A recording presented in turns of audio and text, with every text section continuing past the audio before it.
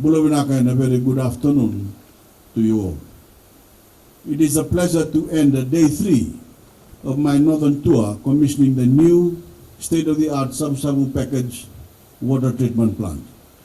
A development worthy of your town's future and a growing hub of business and tourism for the country, and simply a better place to live. A decade ago, Fiji's water and wastewater sector was at serious risk of regressing.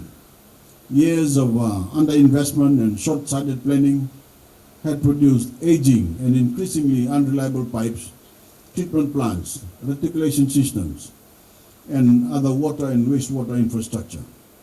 Fiji was left extremely vulnerable, not only to the traditional pressures like an increasing population, but to new and worsening challenges like the climate crisis.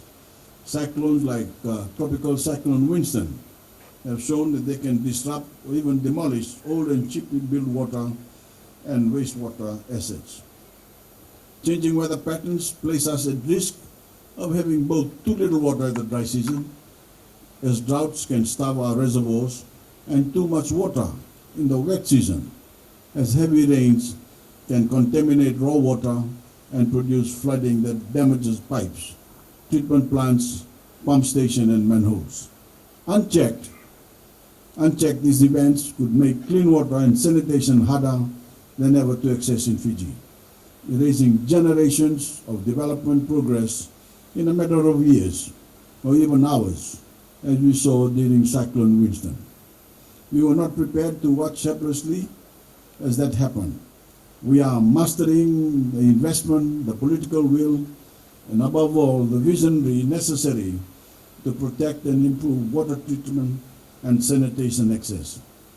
And we are getting the job done through novel and sophisticated solutions that any government alone has proven it can supply. In 2009, we've allocated over $1.56 billion towards water and wastewater projects. Those resources have built resilient infrastructure that can withstand climate impacts, because we understand that we must either pay now to build back better or risk much higher costs on our communities when future storms strike. We have replaced pipes and valves, built and upgraded reticulation systems and reservoirs, protected freshwater resources, and expanded wastewater treatments. We've also ensured equity by providing free water to low-income families. In times of drought, we've cutted water to the most remote regions of Fiji.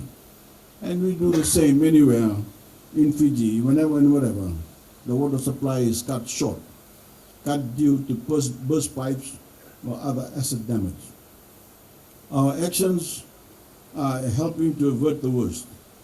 Instead of being driven backwards by the headwinds of the climate crisis, our investments in our water and sanitation assets are taking Fiji forward for the benefit of the communities you call home, the business that you run and that you rely on for your livelihoods and your health and well-being.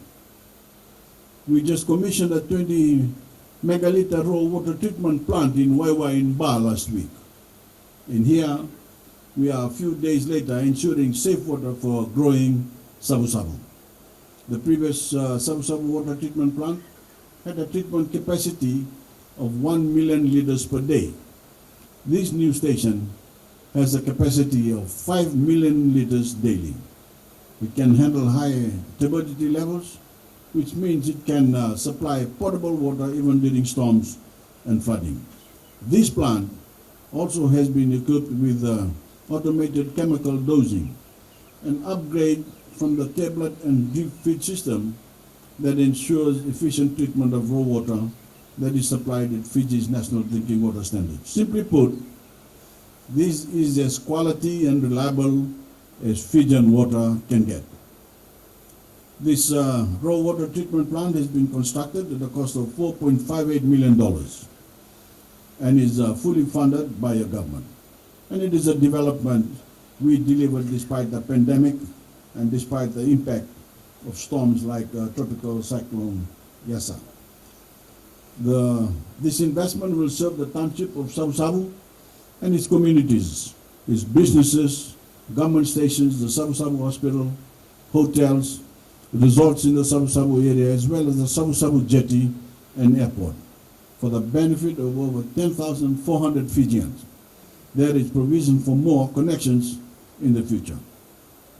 Despite the cyclones, the floods, and the global pandemic, this promise of a reliable, resilient, and future-oriented wastewater treatment plant has been delivered. The world has never been warmer or filled with more climate risks.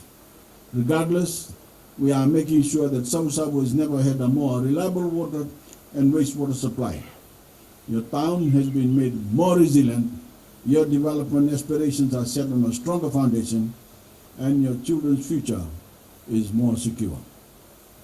And the best is yet to come. Savusavu and all of the Northern Division will continue to share the benefits of the proven leadership my government supplies, the promises we make and keep, and the vision we are always working towards of a stronger, more modern, and more compassionate Fiji. That is more than my duty as a Prime Minister. It is my personal commitment to each and every one of you.